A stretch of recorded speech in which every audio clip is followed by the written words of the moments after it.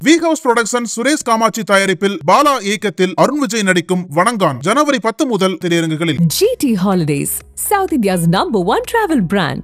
You know you are special when you're with GT Holidays. அந்த 2.5 வயசு குழந்தைய தாயினுடைய மரணத்தை ரத்த வெள்ளத்துல தாய் இருந்ததை கண்ணால பார்த்த ஒரு குழந்தை. அந்த 2.5 வயசுல அதுக்கு என்ன புரியும் என்ன புரியாது ஒண்ணு விளங்கல. ஒரு பெண் ஒரு தடவை குத்தினாலேயே அவளுக்கு மயக்கம் வந்துடும். மறுபடியும் 2வது முறை குத்துறதுக்கு அவளுக்கு அவ்வளவு சக்தியே இருக்காது. ஆனா இவ குத்திருக்கா.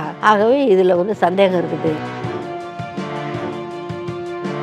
ஒரு குழந்தைக்கு நேச்சுரல் கார்டியன் தகப்பன் தான். ஸோ அதனால அங்கதான் இருக்கணும் அது அப்படின்ற மாதிரி அந்த குழந்தையை பொறுத்த அளவுலையும் இவர் கூட இருக்கணும்ன்றது மாதிரியாக ஒரு ஜட்ஜ்மெண்ட் கொடுத்துறாங்க. அது ஒரு சிறு ஆறுதல் அவருக்கு. அந்த குழந்தைய வாங்க முடியலன்றதுனால தான் இவங்க மறுபடியும் கேஸ் போட்டுக்கிட்டே இருக்காங்க. ஒண்ணு அவர் என்னன்னா அந்த குழந்தைய விட்டுறக்கூடாது, எல்லா வழக்குகளையும் சந்திக்கிறதுக்கு தயாரா இருக்கிறாரு. 18 வருஷங்கள் இந்த கேஸ் நடந்திருக்குதுங்க. 18 நாட்கள் மகாபாரத போர் நடந்ததுன்னு சொல்லுவாங்க. 18 பொழுதுகள் மகிஷாசுர மர்தினி யுத்தம் நடந்ததுன்னு சொல்லுவாங்க. அது மாதிரி இது ஒரு 18 ஆண்டுகள் இந்த வழக்கு நடந்தது.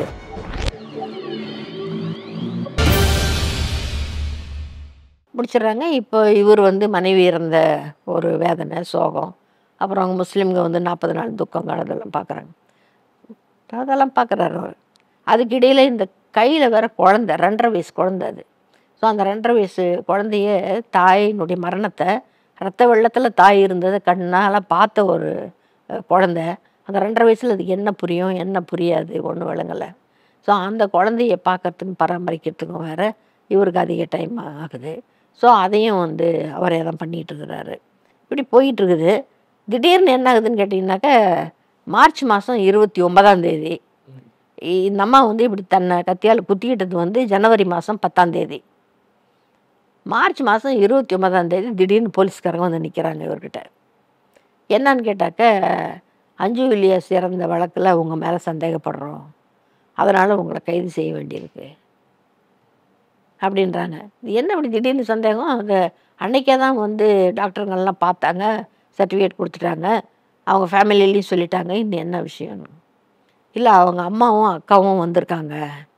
கனடாவிலேருந்து அந்த அக்கா வந்துடுச்சு. வரும்போது அவங்க அம்மாவையும் கூட்டிகிட்டு வந்துருச்சு. அவங்க 2 பேரும் என்ன சொல்கிறாங்க, அவள் அப்படியெல்லாம் குத்திக்கிட்டு செத்துற பொண்ணே கிடையாது, அவள் ரொம்ப தைரியசாலி, தப்பு நடந்தால் மற்றவங்களை கேள்வி கேட்பா, அவ்வளோதானே தவிர மற்றபடி தற்கொலை பண்ணிக்கிற அளவுக்கு அவள் கோழையெல்லாம் கிடையாது. அதனால் இந்த ஆள் தான் குத்திருக்கிறாரு, குத்திட்டா அவளே குத்திக்கிட்டான்னு சொல்லிட்டாரு அப்படின்ட்டு அவங்க ஒரு கம்ப்ளைண்ட் கொடுக்குறாங்க. இன்னொரு கம்ப்ளைண்ட் என்னன்னு கேட்டாக்க, இந்த மாதிரியான ஆள்கிட்ட எங்கள் வீட்டு குழந்தை இருக்கிறது எங்களுக்கு பிடிக்கல, அதனால் குழந்தைய எங்ககிட்ட கொடுக்கணும், இது ஒரு கோரிக்கை. இது 2ம்.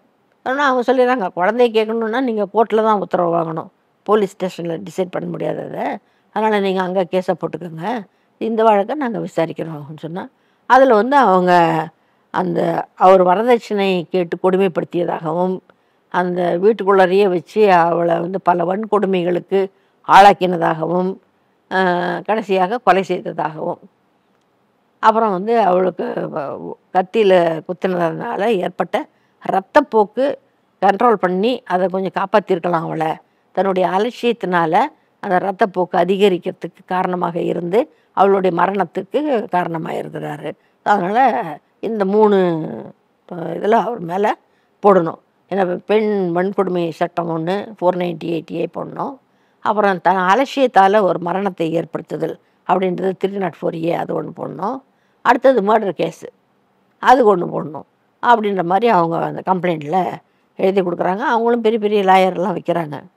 அதுக்கப்புறமேலு இவரும் வக்கீல்களெல்லாம் வைக்கிறாரு. வச்சுட்டு கோர்ட்டுக்கு போகிறாங்க. கோர்ட்டுக்கு போனோடனே கோர்ட்டில் இவரை ஜெயிலுக்கு அனுப்பிச்சிடுறாங்க.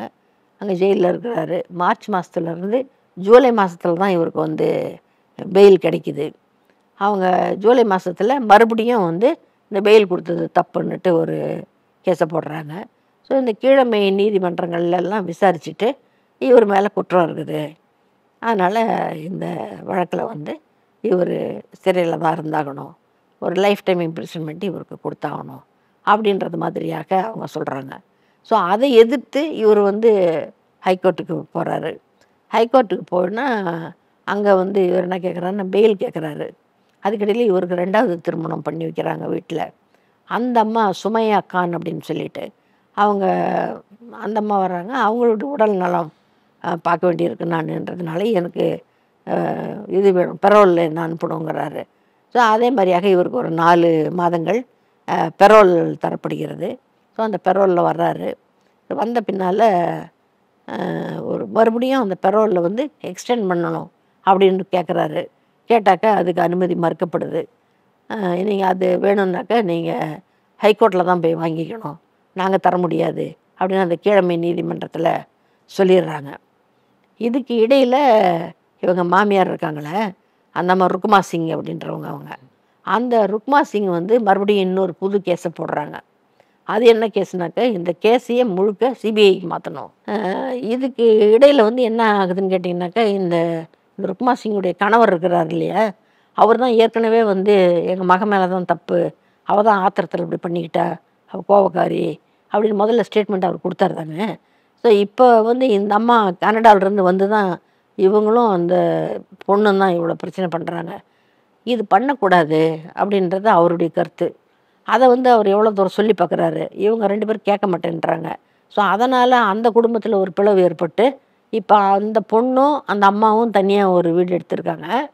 அந்த அப்பா எல்லாம் இருந்தார் பார்த்தீங்களா, அந்த ப்ரொஃபஸரு, அவருடைய பையன், அவருடைய பொண்ணு, அவங்க ஒரு தனி குடும்பமாக இருக்கிறாங்க. ஏன்னா அவங்களுக்கு இவங்க செய்கிறது பிடிக்க மாட்டேங்குது. இப்போ இதுக்கிடையில் என்ன ஆகுதுன்னாக்கா, மறுபடியும் ஏற்கனவே அந்த பேனல் ஆஃப் டாக்டர்ஸ் வந்து ஒரு பதிவு ஒன்று இருக்குது. அந்த அஞ்சுனுடைய உடலில் ஏற்பட்ட காயங்கள் குறித்து அவங்க ஒரு ரெக்கார்டு வச்சுருக்காங்க. அந்த ரிப்போர்ட்டை வந்து மறுபடியும் ஸ்டடி பண்ணி அதில் கொடுக்கப்பட்ட விஷயங்கள் சரியாக இருக்குதா அப்படின்னு பார்க்குறதுக்காக ஒரு புதுசாக இன்னொரு மெடிக்கல் போர்டை ஏற்படுத்தணும். ஏன்னா அது 2-3 டாக்டர்ஸ் பார்த்தாங்க. பட் அவங்க பார்த்து அந்த காயங்களை குறித்து அவங்க எடுத்த அளவுகளும் அதன் மூலமாக அவங்க சொல்லியிருக்கிற விஷயங்களும் சரியானவை தானா அப்படின்னு பார்க்குறதுக்காக ஒரு மெடிக்கல் போர்டை வைக்கணும் அப்படின்ட்டு கேட்குறாங்க.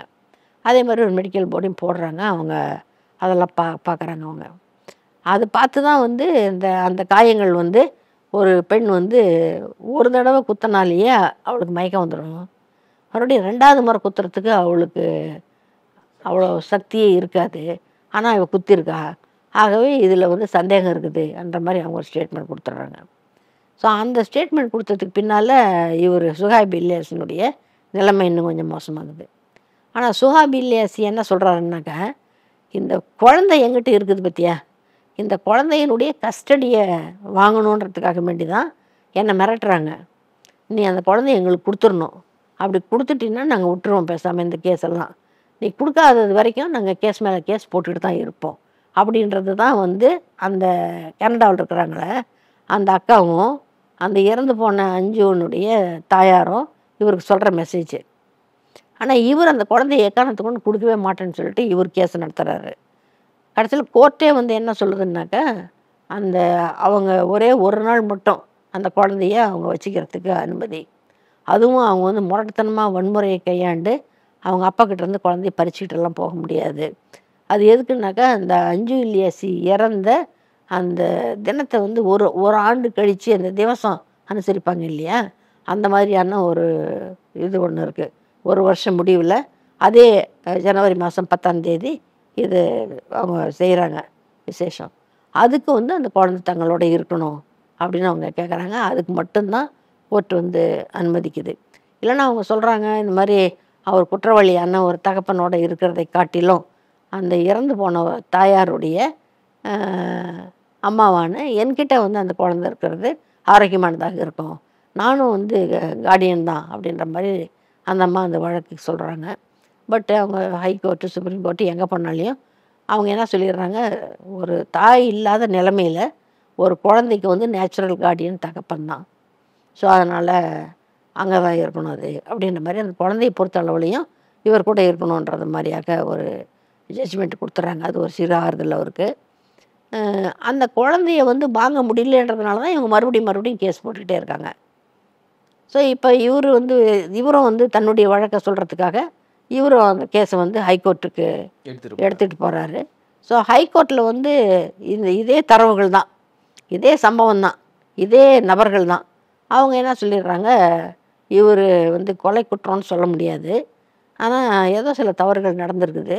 ஸோ அதனால் இவரை வந்து வாழ்நாள் முழுக்க இவர் சிறையில் இருக்கும்படியாக தண்டனை இவருக்கு நாங்கள் விதிக்கிறோம் அப்படின்ட்டு ஹைகோர்ட்டில் சொல்லிடுறாங்க, டெல்லி ஹைகோர்ட்டில். ஸோ அந்த தண்டனை கிடைச்ச உடனே இவர் ஜெயிலுக்கு போயிடுறாரு. ஜெயிலே சில ஆண்டுகள் இருக்கிறாரு. இருந்துட்டு அதுக்கப்புறமேல் மறுபடியும் தன்னுடைய வழக்கை வந்து சுப்ரீம் கோர்ட்டுக்கு எடுத்துகிட்டு போகிறாரு. சுப்ரீம் கோர்ட்டுக்கு எடுத்துகிட்டு போனாக்கா அங்கேயும் வந்து அந்த ருக்மா சிங் இருக்காங்களே இவங்க மாமியார், அந்த மாதிரி தான் வந்து இவருக்கு எதிராக வக்கீல்களெல்லாம் வச்சு கேஸை நடத்தி இவர் குற்றம் செஞ்சவர் தான் அப்படின்ற மாதிரி நிரூபிக்க பார்க்குறாங்க. வழக்கெல்லாம் விசாரணையெல்லாம் முடியுது. விசாரணையெல்லாம் முடிஞ்சு ஒரு அந்த கேஸை வந்து முழுசும் படித்து ஒரு முடிவு சொல்கிறோன்னு சொல்லிட்டு ஒரு தேதி ரிசர்வ் பண்ணி, ஜட்ஜ்மெண்ட்டை ரிசர்வ் பண்ணி அப்படியே வச்சிடுறாங்க. வச்சுட்டு கிட்டத்தட்ட 1 மாதம் 1.5 மாதம் கழித்து தான் வந்து அந்த அக்டோபர் மாதம் 5ஆம் தேதி 2018ஆவது வருஷத்தில் இவங்களுக்கு வந்து சொல்கிறாங்க, இவர் வந்து குற்றமற்றவர், இவருக்கு எதிரான சாட்சிகள் எல்லாம் எதுவும் ஸ்ட்ராங்காக இல்லை, இவர் குற்றம் செஞ்சதாக இல்லை அப்படின்ற மாதிரியாக ஒரு தீர்மானமான ஜட்ஜ்மெண்ட்டை சுப்ரீம் கோர்ட்டில் சொல்கிறாங்க. அன்றைய தினத்தில் தான் அந்த பெண் வந்து அந்த வார்த்தையை சொல்லுது. 18 ஆண்டுகள் இந்த சட்ட போராட்டம் நடக்குது. அவர் சுஹைப் இல்லேசி சொல்கிறாரு, நான் என்னுடைய இளமையை தொலைச்சேன், என்னுடைய வாழ்க்கையை தொலைச்சேன், இதுக்கு இடையிலேயே அவர் போய் சினிமா எடுக்கலாம்னு முயற்சி பண்ணுறாரு. எது செஞ்சாலையும் பூரணமாக அதில் வந்து கவனம் செலுத்த முடியாது தானே அவர். ஸோ இவ்வளோ பிரச்சனை இருக்குது. ஸோ எல்லாத்துக்கும் நடுவில் ஒன்றே ஒன்று, அவர் என்னென்னா அந்த குழந்தைய விட்டுறக்கூடாது, எல்லா வழக்குகளையும் சந்திக்கிறதுக்கு தயாராக இருக்கிறாரு. யார் கேட்குறாங்க அவர்கிட்ட, நீங்கள் ஜெயிலுக்குள்ளே இருந்தீங்களே எப்படி வந்து சமாளிச்சிங்க, என்ன பண்ணீங்கன்னு. அவர் வந்து நான் முஸ்லீம் தான், ஆனால் உள்ளே இருந்தபோது நான் நிறைய உபநிஷத்துக்களை படித்தேன், பகவத்கீதையை படித்தேன், அது எனக்கு ஒரு தைரியத்தை கொடுத்துச்சு அப்படின்னு சொல்லியிருக்கிறாரு. அது பகவத்கீதை தைரியத்தை கொடுக்குதா இல்லையான்னு நம்மளுக்கு தெரியல. ஆனால் அந்த உபநிஷத்துகளில் இருந்து ஒரு மனுஷனுக்கு இந்த மாதிரியான சூழ்நிலைகளில் கூட சமாளிக்கக்கூடிய ஒரு உத்வேகத்தை வந்து சொல்லக்கூடிய கருத்துக்கள் உபநிஷத்துக்குள்ளார இருக்குதுன்னு தான் நினைக்கிறேன் நான். ஸோ இந்த இல்யாசியுடைய வழக்கை பார்க்கும் பொழுது ஒரே வழக்கு கீழமை கோர்ட்டில் ஒரு இது, அவங்க நீதிபதிகள் மாறும் பொழுது வேறு ஒரு இது, வேறு டாக்டருங்களை பார்க்கும்போது வேறு ஒரு இது. ஒரு டாக்டர் வந்து அந்த பெண் வந்து தன்னை காயப்படுத்திக்கவே முடியாது அப்படின்னு சொல்லிடுறாரு. அப்புறம் என்ன ஆகுதுன்னா, இவர் அந்த கேஸை வந்து மறுபடியும் வந்து ஃபைட் பண்ணும் பொழுது என்ன சொல்கிறாருன்னு, அந்த மாதிரியாக சொன்ன டாக்டர் இருக்கிறாரு, அந்த டாக்டர் வந்து சஸ்பெண்ட் ஆகி வீட்டுக்கு போயிட்டார்.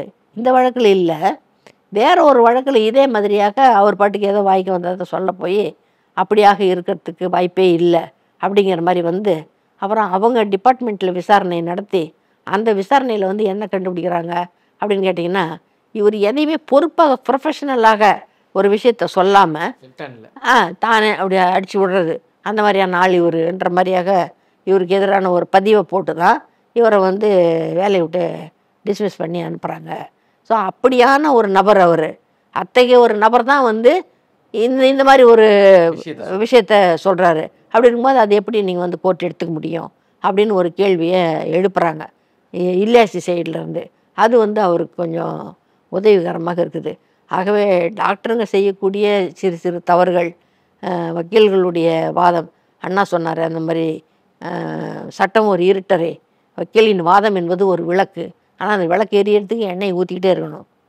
நீங்கள் உங்களுக்கு காலம் போகுது, இளமை போகுது அப்படின்றது மட்டுமல்ல, ஏராளமாக பணமும் போகும், ஏராளமாக பணமும் போகும். எனக்கு யாரும் வந்து என்ன அனுபவத்திலே நான் பார்த்துருக்கேன், ஏழைகளுக்கு உதவி செய்கிற சட்ட உதவி அது இதெல்லாம் சொல்கிற ஆசாமிகளை ஒரு குறிப்பிட்ட கேஸ் வந்தால் கொண்டு போய் கொடுத்தோன்னாக்கா அது இலவச சட்ட உதவி மையத்தில் போய் பார்க்க சொல்லுங்கள் அப்படின்வாங்க. ஏதோ ஒரு பாப்பா மோகனோ ஒரு ரத்தனமோ அல்லது சந்துருவோ அது மாதிரி யாராயிலும் ஒரு வக்கீல் எங்கேயாவது இருக்கலாம், அதை எடுத்துக்கிட்டு செய்யக்கூடியவங்க. ஆனால் அவங்க வந்து அரிதிலும் அரிதான நபர்கள் தான். அவங்க சொல்கிறாங்களே அரிதிலும் அரிதான வழக்குன்ற மாதிரி இத்தகைய வக்கீல்களும் அரிதிலும் அரிதானவர்கள் தான். இல்லைனாக்கா வக்கீலுக்கு கொடுத்தே அழிஞ்சு போன வீடுகள் இருக்குது, அழிஞ்சு போன மனிதர்கள் இருக்கிறாங்க. ஸோ அது ஒரு பக்கம். ஸோ இது மாதிரியான பல விஷயங்கள் வந்து இந்த வழக்கில் வந்துச்சு. எனக்கு சம்மந்தமே இல்லாமல் என்ன தோணுச்சுன்னா, ஏகம் சத் விப்ர பகுதா வதந்தி அப்படின்னு சொல்லிட்டு ரிக்வேதத்தில் ஒரு ஸ்டேட்மெண்ட் இருக்குது. அது என்னென்னா, சத்தியம் என்பது ஒன்று, ஆனால் அறிஞர்கள் அதை பலவாறாக விளக்குகிறார்கள், பலவாறாக கூறுகிறார்கள்னு. அது மாதிரி அந்த உண்மை என்பது மட்டுமல்ல, இந்த வழக்குலேயுமே உண்மை என்பது ஒன்றாக தான் இருக்க முடியும். ஆனால் அதை மாறி மாறி மாறி மாறி கீழ்கோர்ட்லேயே 2 முறை மாற்றி சொல்கிறாங்க, ஹைகோர்ட்டில் 2 தடவை சொல்கிறாங்க, கடைசியில் சுப்ரீம் கோர்ட்டில் வந்து ஒரு ஜட்ஜ்மெண்ட்டு கொடுத்ததுனால அது அடங்குச்சு. 18 வருஷங்கள் இந்த கேஸ் நடந்திருக்குதுங்க.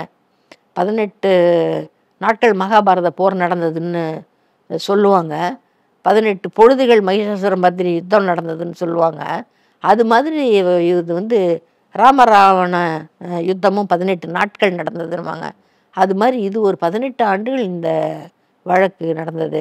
என்ன இப்படி யோசனை பண்ணி பார்த்தா, அவர் வந்து அந்த திருமணம் செய்து கொள்வதாக அந்த பெண்ணை தீர்மானிக்கும் போதே அவங்க இவ்வளோ கோவக்காரங்க, கோவத்தில் தன்னைத்தானே கூட குத்திக்கிட்டு சாகிறதுக்கு அளவுக்கு அவங்களுக்கு அவ்வளோ ஆத்திரம் வரும் அப்படின்றது மாதிரியான விஷயங்களை வந்து ஒரு இளைஞராக அவரால் புரிஞ்சிக்க முடியாமல் போனது தான். அதுக்கு வந்து அவர் வந்து தன்னுடைய வாழ்க்கையே விலையாக கொடுத்துருக்கிறாரோ அப்படின்னு எனக்கு தோணுச்சு. 18 ஆண்டு கால வனவாசம்னு சொல்லலாம். தன்னோட மகளையும் காப்பாற்றி அவருடைய வாழ்க்கையும் அவர் காப்பாற்றிருக்காரு. இதே மாதிரி இன்னொரு வழக்கோட சந்திக்கிறேன் மேடம். நன்றி. நக்கீரன் டிவிக்கு சப்ஸ்கிரைப் செய்யுங்கள். உங்கள் ஆதரவே எங்கள் பலம். ஆசிரியர்களுக்கு நண்பனாகவும் மாணவர்களுக்கு ஆசானாகவும் திகழும் தேர்வு வழிகாட்டி. ஒவ்வொரு பாடத்திற்கும் அனுபவமிக்க ஆசிரியர்களின் துல்லியமான தெளிவான விடைகள். CNC இருக்கு, தேர்வு பயம் எதற்கு? இது தீரன் பப்ளிஷிங் ஹவுஸ் விற்பனை வெளியீடு.